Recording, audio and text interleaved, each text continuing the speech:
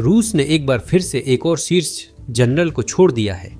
Oleg मकारोविच, जिन्हें पहले Ukraine की संवेदनशील सीमाओं की जिम्मेदारी थी, अब वेनेजुएला में फंसे हैं, प्रत्यर्पण की मांग कर रहे हैं और मॉस्को उन्हें अनदेखा कर रहा है।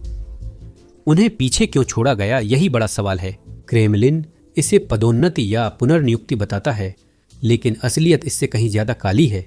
असल में मकारोविच अब बोझ बन गए हैं, जिन्हें रूसी राज्य मिटाना चाहेगा। यूक्रेन में उनके कामों से क्रेमलिन पर दबाव बढ़ गया है। समझने के लिए कि एक 3 सितारा जनरल निर्वासित कैसे हुआ, पहले जानना होगा कि वे कौन थे और वह कठोर व्यवस्था जिसने उन्हें बनाया। मकारोविच लापरवाह या अपवाद नहीं थे, बल्कि वह उतने ही सामान्य थे जितना कोई वरिष्ठ रूसी जनरल हो सकता है। वे सोवियत संघ के बाद की सेना के आदर्श उदाहरण थे, जिन्हें उसी व्यवस्था ने गढ़ा था। उस व्यवस्था में न साहसी सोच न रचनात्मक नेतृत्व को इनाम मिला, सिर्फ जीवित रहना ही इनाम था। उसने अधिकारियों को सिखाया कि नियमों का पालन और आज्ञाकारिता जीत और परिणामों से ज्यादा महत्वपूर्ण हैं। आदेश पर सवाल उठाना समस्या थी, असफलता नहीं। उनका शुरुआती करियर आम राह पर चला। उन्होंने सोवियत काल की व्यवस्थाओं में काम किया, जो विघटन के बाद भी लगभग वैसी ही रहीं। वर्दियां और झंडे बदल गए, पर आदतें नहीं बदलीं। उनकी शिक्षा ने यह सोच मजबूत की। सैन्य स्कूलों में अनुशासन और पदानुक्रम पर जोर रहता था। वे अधिकारियों को आदेशों की श्रृंखला का पालन करना सिखाते थे, न कि उसे चुनौती देना। बहस को कमजोरी माना जाता था और स्वतंत्र सोच को एक जोखिम के रूप में देखा जाता था। जैसे जैसे वे पदोन्नत हुए, नियम स्पष्ट होते गए। पदोन्नति सैनिकों के प्रदर्शन से नहीं, ऊपर वालों के विश्वास से मिलती थी। अधिकारी विश्वसनीय और शांत रहकर अपने वरिष्ठों के अनुसार आगे बढ़ते थे। जवाबदेही सिर्फ ऊपर की ओर थी और माकातोविच ने ये नियम अच्छे से सीख लिए थे। उन्होंने सिस्टम को तोड़ा नहीं, बल्कि उसमें महारत हासिल की, और ऐसा करके वे ठीक वैसे ही जनरल बने जैसा रूसी सेना तैयार करने के लिए बनाई गई थी। रूस के यूक्रेन पर पूर्ण आक्रमण के समय माकातोविच वरिष्ठ अधिकारियों की एक पूरी पीढ़ी का प्रतिनिधित्व कर रहे थे। ये वे लोग थे जिन्हें सुधार नहीं बल्कि पतन ने आकार दिया था। ऐसे लोग जिन्हें परिणामों के साथ साथ दिखावे की भी रक्षा करने के लिए प्रशिक्षित किया गया था। यह पृष्ठभूमि महत्वपूर्ण है, क्योंकि यूक्रेन में रूस की असफलताएं किसी एक गलती से नहीं, बल्कि गहरे और ज्यादा खतरनाक कारणों से हुई। यह एक ऐसा सिस्टम था जो वफादारी को इनाम देता था, भले ही वह असफल हो जाए, और ईमानदारी को उसी पल सजा देता था जब वह नियंत्रण की छवि को खतरे में डालती थी। जब समस्याएं सामने आईं तो उन्हें ठीक करने के बजाय छुपा दिया गया। जब चेतावनियां दी गईं तो उन्हें गंभीरता से लेने के बजाय नजरअंदाज कर दिया गया। समय के साथ ये फैसले एक के ऊपर एक जमा होते गए। छोटी छोटी दरारें गहरे असली नुकसान में बदल गईं। आपूर्ति कमजोर होने से इकाइयों को खाना, ईंधन और दवाइयों की कमी होने लगी। कमांड संरचनाएं जड़ और धीमी हो गईं। वे अब जमीन की असलियत से मेल नहीं खाती थीं। चीजें गलत होते ही सिस्टम खुद को नहीं ढाल सका, क्योंकि उसे ये आता ही नहीं था। ये कमजोरियां सालों से थीं, नई नहीं थीं। यूक्रेन ने इन्हें इतनी बड़ी मात्रा में उजागर किया कि इनकार करना मुश्किल हो गया। 2023 मध्य तक इस दबाव को नजरअंदाज करना संभव नहीं था। फ्रंटलाइन यूनिट्स ने रिपोर्ट किया कि उन्हें लड़ाई के लिए जरूरी गोला बारूद का सिर्फ 30 से 40% ही मिल रहा था। घायल सैनिकों को निकासी के लिए घंटों, कभी कभी 6, 8 या 12 घंटे तक इंतजार करना पड़ता था, जो गोल्डन ओवर से कहीं ज्यादा था। ब्रिगेड्स ने 40% से ज्यादा जवानों के हताहत होने पर भी लड़ाई जारी रखी। ये कोई अलग थलग दुर्घटनाएं नहीं थीं, बल्कि पूरे सिस्टम के दबाव में टूटने के संकेत थीं। माकातोविच भी इसी सिस्टम में काम कर रहे थे। उन्होंने उसके नियम नहीं बनाए थे और वे उन नियमों की सीमाओं से बच भी नहीं पाए थे। रूसी सेनाएं जब दक्षिण बढ़ीं और खेरसोन के इलाके पर कब्जा किया, तो वे ऐसी जिम्मेदारियां संभालने लगीं जिनके लिए वे तैयार नहीं थीं। लगभग एक ही रात में उन्होंने खुद को ऐसी बुनियादी ढांचे की जिम्मेदारी में पाया जिसे वे ठीक से समझते भी नहीं थे और जिसे संभालने की उन्होंने कभी योजना भी नहीं बनाई थी। एक संरचना बाकी सभी से ज्यादा महत्वपूर्ण थी। नोवाकाखोव डैम सोवियत युग की एक बड़ी परियोजना थी, जो दक्षिणी यूक्रेन में पानी, बिजली और कृषि को नियंत्रित करती थी। यह केवल कंक्रीट और स्टील नहीं, बल्कि पूरे क्षेत्र की रीढ़ थी। शहर इसकी निर्भरता पर थे, खेत इसकी निर्भरता पर थे, पूरी की पूरी बस्तियां इसकी दी हुई स्थिरता के इर्द गिर्द बसी थीं। जून 2023 में वह डैम नष्ट कर दिया गया था। इस आपदा का पैमाना बहुत बड़ा था और यह लगभग तुरंत ही साफ हो गया था। लगभग 18 घन किलोमीटर पानी की अनुमानित मात्रा जबरदस्त ताकत के साथ नीचे की ओर बह गई। 40 से ज्यादा शहर और गांव बाढ़ की चपेट में आए। 80,000 से अधिक लोग तुरंत खतरे में पड़ गए। कुछ ही घंटों में पूरा मोहल्ला पानी में डूब गया, जो चेतावनियों से भी तेज बह रहा था। सैकड़ों हजारों लोगों का भोजन देने वाली खेती भी एक झटके में तबाह हो गई। क्षेत्र में पीने का पानी बंद होने से बाढ़ के दौरान समुदाय असहाय और असुरक्षित हो गए। यह मलबा सिर्फ आया नहीं, बल्कि मिट्टी को जहरीला कर वन्य जीवों व दशकों पुराने पारिस्थितिक तंत्रों को नष्ट कर गया। पानी उतरने के बाद भी नुकसान बना रहा। इसके साथ ही ऊपर की ओर स्थित जलाशय सूखकर दरारों और धूल भरे मैदानों में बदल गए, जहां कुछ भी नहीं उग सकता था, जबकि नीचे की ओर बाढ़ प्रभावित क्षेत्र गंदगी और बीमारियों से भरे ठहरे हुए दलदल में बदल गए। यूक्रेन ने आर्थिक नुकसान 14 अरब डॉलर से अधिक बताया। पर्यावरण समूहों ने चेताया कि कुछ क्षेत्रों को ठीक होने में एक पीढ़ी लग सकती है। यह अस्थायी नहीं, स्थायी घाव था। रूस ने तुरंत जिम्मेदारी से इनकार किया, जबकि यूक्रेन ने रूसी सेनाओं पर आरोप लगाया। स्वतंत्र आकलनों ने दुर्घटना के बजाय जानबूझी तबाही की ओर इशारा किया। बांध रूसी नियंत्रण में था, जहां पहुंच सीमित थी। समय रूस की क्षेत्रीय रक्षा वापसी के साथ मेल खाता था। तर्क भले ही क्रूर था, लेकिन सीधा था। क्षेत्र में बाढ़ लाओ, यूक्रेनी सेना की बढ़त को धीमा करो और नागरिक नुकसान को एक साइड इफेक्ट के रूप में स्वीकार करो। इसी संदर्भ में मकारोविच का नाम सामने आने लगा, न तो किसी सार्वजनिक घोषणा के जरिए और न ही किसी लीक हुए दस्तावेज से, बल्कि खुफिया रिपोर्टिंग और जांच आकलनों के जरिए, जिन्होंने जिम्मेदारी को वरिष्ठ कमांड स्तरों पर ठहराया। उन्होंने खुद आदेश दिया हो या कमांड के जरिए लागू किया हो, इससे आगे क्या हुआ कम फर्क पड़ता है। बाद में यूक्रेनी जांचकर्ताओं ने अनुपस्थित रहते हुए उन पर युद्ध नियमों के उल्लंघन का आरोप लगाया। उन्होंने इंटरसेप्ट संचार और युद्ध क्षेत्र के सबूत दिखाए, जो अंतिम फैसला उनके पास होने की पुष्टि करते हैं।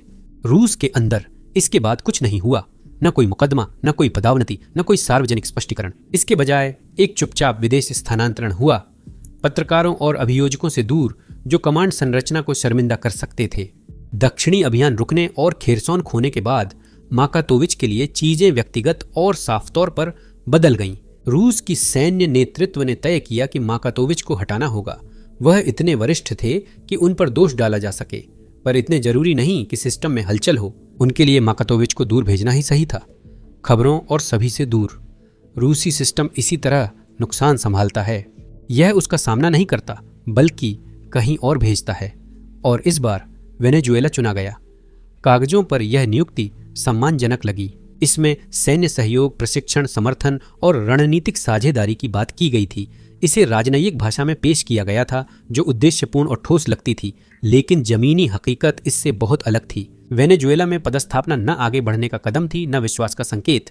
यह एक प्रतीक्षा क्षेत्र था, मास्को से इतना दूर कि राजनीतिक जोखिम कम हो सके, यूक्रेन से भी काफी दूर, ताकि वहां जो कुछ हुआ था उस पर उठने वाले असहज और परेशान करने वाले सवाल शांत हो जाएं।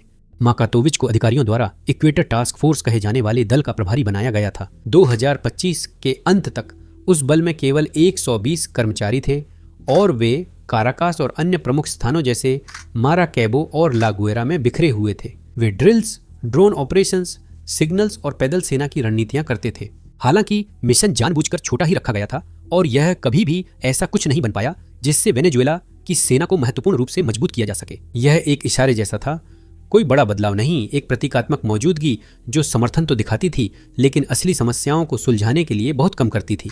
पूरे देश में वर्षों की उपेक्षा से थकी सेना में रूसी सैन्य मौजूदगी कभी 300 से अधिक नहीं रही।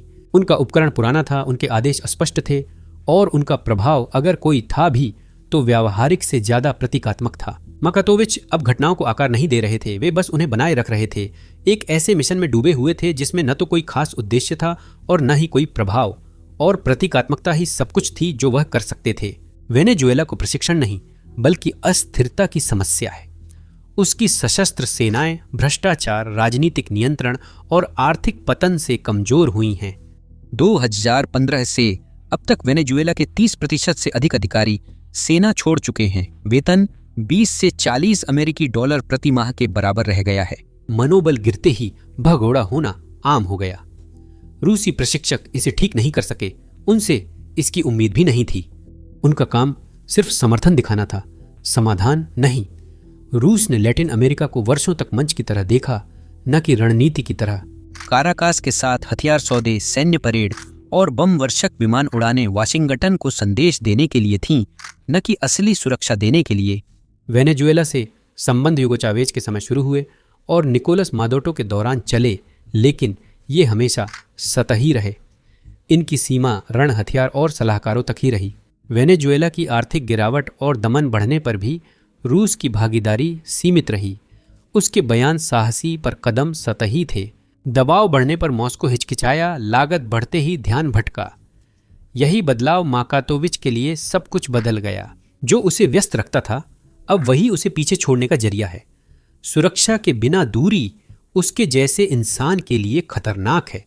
माकातोविच अब घटनाओं को आकार नहीं दे रहा था, वह बस उनमें फंसा हुआ था। जैसे जैसे वेनेजुएला की स्थिति बिगड़ती गई, उसके चारों ओर खतरा बढ़ता गया। शासन और भी अलग थलग होता गया, आंतरिक तनाव तेज हो गए, बाहरी दबाव बढ़ गया, और इन सब के बीच मास्को चुप रहा। यही वह पल था जब वफादारी का वादा टूट गया। ताजा रिपोर्टों के अनुसार अब माकातोविच वेनेजुएला छोड़ने की कोशिश कर रहे हैं, न तो किसी धूमधाम के साथ और न ही किसी सार्वजनिक विरोध के साथ, बल्कि चुपचाप और निजी तौर पर। अब वे उन्हीं रास्तों का इस्तेमाल कर रहे हैं जिनसे पहले प्रमोशन और आदेश आते थे, लेकिन अब ये रास्ते कहीं नहीं जाते और उनकी अर्जियां अनसुनी रह जाती हैं। उन्हें घर लाने के लिए कोई योजना नहीं बनाई जा रही है, बिल्कुल भी कोई जल्दी नहीं दिखाई जा रही है, जबकि वेनेजुएला के राजनीतिक क्षेत्र में हाल की घटनाएं सब कुछ बदल सकती हैं। 3 जनवरी 2026 को अमेरिकी सशस्त्र बलों ने रात के समय छापेमारी में निकोलस मादुरो के कराकास निवास पर धावा बोला।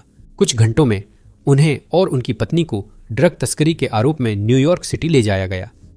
शहर तुरंत उथल पुथल में आ गया। सड़कों पर विरोध शुरू हुए, विपक्षी समर्थकों की मिलिशिया से झड़पें हुईं और दर्जन भर लोग मारे गए।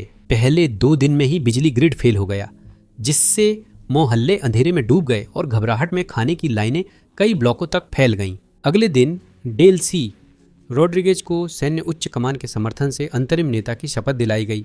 मंत्रालय टूट गए, अधिकारी भागे और विदेशी सलाहकार बाहर निकलने लगे। रोड्रिगेज ने वॉशिंगटन के साथ सहयोग का वादा करते हुए मादुरो को वैध राष्ट्रपति बताया और दोनों पक्षों को संतुष्ट करने की कोशिश की। इस पर विपक्षी नेता मारिया कोरिनो माशाडो ने उनकी कड़ी आलोचना की और अत्याचारों की मुख्य योजनाकार कहा। इस सारी उथल पुथल के दौरान रूसी दल तक कोई निकासी आदेश नहीं पहुंचा। माकारोविच की निकासी की गुहारें अनदेखी कर दी गईं, जिससे वे तेजी से बिखरते और बदलती नीतियों वाले देश में फंसे रह गए। क्रेमलिन के लिए यह गणना आसान है। माकारोविच अब उनके लिए उपयोगी नहीं है। वे यूक्रेन और काखोव का डैम की तबाही याद दिलाते हैं, जिसने अरबों का नुकसान किया, हजारों को बेघर किया और रूस की साख घटाई। उनका बचाव करना महंगा और जोखिम भरा है, क्योंकि इससे वे सवाल फिर उठेंगे जिनका मॉस्को जवाब नहीं देना चाहता। कई समस्याएं हल करने के लिए उन्हें पीछे छोड़ देना काफी है। यह असामान्य नहीं है। रूसी अधिकारी अक्सर असफल या असुविधाजनक होने पर मुकदमे या जेल से बच जाते हैं। कई लोग बस नजरों से गायब हो जाते हैं, कुछ को बेकार पदों पर भेज दिया जाता है और दूसरों को सलाहकार भूमिकाओं में डाल दिया जाता है जिनके पास कोई असली शक्ति या प्रभाव नहीं होता। कुछ लोग रहस्यमय हालात में गायब हो जाते हैं। तरीके बदलते हैं पर नतीजे वही रहते हैं। सिस्टम खुद को ही बचाता है।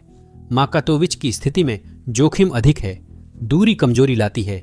जो व्यक्ति बहुत कुछ जानता है और सिस्टम द्वारा छोड़ा हुआ महसूस करता है, वह अप्रत्याशित हो जाता है। गवाह खतरनाक यादें होते हैं। वह खेरसौन के आसपास की कार्रवाइयों और फैसलों से जुड़ा है। एक ऐसे सिस्टम में जहां चुप्पी अहम है, वहां अकेलापन भी खतरे में बदल सकता है। वेनेजुएला के गठबंधन टूटते ही सुरक्षा कमजोर होती है और दूरी बारूद बन जाती है। माकातोविच रहस्यों के खजाने पर है। बांध टूटना, यूक्रेनी मोर्चों का गिरना और रूसी रणनीतियों का असफल होना सत्ता बिखरने का संकेत है। अब दल बदल सिर्फ चर्चा नहीं, एक असल विकल्प बन गया है। इतिहास में कई बार किनारे किए गए लोग पलट जाते हैं जब वफादारी से ज्यादा जिंदा रहना जरूरी होता है। शीत युद्ध के दल बदलू या विदेशी सुरक्षा तलाशने वाले जनरल अकेलापन अक्सर कार्रवाई को मजबूर करता है। यूक्रेनी खुफिया एजेंसी ने उस पर लगातार नजर बनाए रखी है, मास्को को यह याद दिलाते हुए कि अंतर्राष्ट्रीय निगाहें अब भी देख रही हैं। अगर उसे जबरन बाहर किया गया या उसने खुद छोड़ने का फैसला किया तो वह ऐसे लोगों के हाथों में पहुंच सकता है जो सिर्फ आरोप नहीं बल्कि जवाब और अंदरूनी जानकारी पाने के लिए बेताब हैं। मास्को की चुप्पी इस खतरे को और बढ़ा देती है। एक भुला दिया गया जनरल अब संभावित लीक बन गया है। कराकास में फंसा एक आदमी ऐसे विवरण रखता है जो सावधानी से छुपाई गई कहानियों को उजागर कर सकते हैं और एक ऐसे सिस्टम की नाजुकता को सामने ला सकते हैं जो इस्तेमाल के बाद फेंक देने पर टिका है। उसकी तन्हाई अब सिर्फ उसकी नहीं बल्कि यह दिखाती है कि सुरक्षा शर्तों पर आधारित होने का क्या असर होता है। यह कहानी एक जनरल की नहीं बल्कि एक पैटर्न की है। रूस ने पीढ़ियों से शांत निर्वासन को अपनाया है, जिससे समस्याएं बिना मुकदमे या सार्वजनिक सजा के नजरों से दूर हो जाती हैं। यह तमाशे की जगह चुप्पी को चुनता है, जो परिणामों को छुपाता है न कि समझाता। मकारोविच के साथ यही हुआ। वह अकेले नहीं बल्कि अलग थलग हैं। दुनिया आगे बढ़ती है और उन्हें किनारे कर दिया जाता है। पर रूसी इतिहास की बड़ी तस्वीर देखें तो पता चलता है कि वह अच्छे साथ में हैं। ऐसा इसलिए है क्योंकि यह प्रथा कई दशकों से चली आ रही है। 1930 के दशक के अंत में जोसेफ स्टालिन के शासन में यह सबसे क्रूर थी। स्टालिन सरकार और सेना में अपने प्रतिद्वंद्वियों पर बहुत संदेह करते थे। जब यूरोप में युद्ध के बादल मंडरा रहे थे तो उन्होंने रेड आर्मी के नेतृत्व को साफ कर दिया, अधिकारियों पर देशद्रोह और तोड़फोड़ का आरोप लगाया। हजारों लोगों को गिरफ्तार किया गया, कैद किया गया या फांसी दे दी गई और सेना के नेतृत्व का बड़ा हिस्सा बदल दिया गया। इन कार्रवाइयों ने सेना की प्रतिभा को खोखला कर दिया और स्वतंत्र सोच को कुचल दिया, जिससे सेना कमजोर हो गई। जब हिटलर ने 1941 में आक्रमण किया, यहाँ तक कि जो लोग बच गए वे भी सुरक्षित नहीं थे। द्वितीय विश्व युद्ध के बाद बर्लिन पर अंतिम हमला करने वाले जनरल जॉर्जी ज़ुकोव राष्ट्रीय हीरो बने, लेकिन उनका प्रभाव घट गया। स्टालिन उनसे जलने लगे और उन्हें ओडेसा के पास एक दूर जिले में भेज दिया। 1946 में मॉस्को से दूर और निगरानी में रहते हुए ज़ुकोव आंतरिक निर्वासित बन गए, जो कभी भरोसेमंद नेता को चुपचाप निष्क्रिय करने का तरीका था। वे केवल स्टालिन की मृत्यु के बाद पुतिन के शासन में लौटे। शांत निर्वासन ने आधुनिक रूप ले लिया जो उनकी खुफिया पृष्ठभूमि में निहित था। बदनाम जनरलों को वह मिलता है जिसे कुछ लोग निर्वासन कहते हैं। वर्दी में उन्हें दूर दराज की पोस्टिंग्स या बेकार नौकरियों में भेज दिया जाता है, जिससे यह साफ हो जाता है कि अब उन पर भरोसा नहीं किया जाता। वफादारी मायने रखती है, लेकिन सिर्फ तब तक जब तक वह नियंत्रण में मदद करती है। यूक्रेन युद्ध ने 2022 के मध्य तक प्रक्रिया तेज की। शुरुआती असफलताओं के बाद कई शीर्ष कमांडर बर्खास्त या पुनर्नियुक्त हुए। सर्गेई सेरोविकिन, जिन्हें सीरिया में सख्ती के लिए जाना जाता था, ने यूक्रेन में कमान संभाली, लेकिन 2023 में उन पर विद्रोह से जुड़ाव का शक हुआ। वह मोर्चे से गायब होकर बाद में कम प्रोफाइल समन्वयक की भूमिका में दिखे, जो मुख्य लड़ाइयों से दूर थी। इवान पोपोव 58वीं सेना के प्रमुख ने 2023 में कमी की खुलकर आलोचना की थी। उन्हें बर्खास्त कर धोखाधड़ी के आरोप में गिरफ्तार किया गया।